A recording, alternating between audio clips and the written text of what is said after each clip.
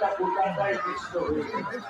যদি কাউকে তারা যদি আপনার সামর্থ্যটাকে অবহেলা করে দেবেন না, এমন দেবেন না শান্তি পায় না, এমন দেবেন না।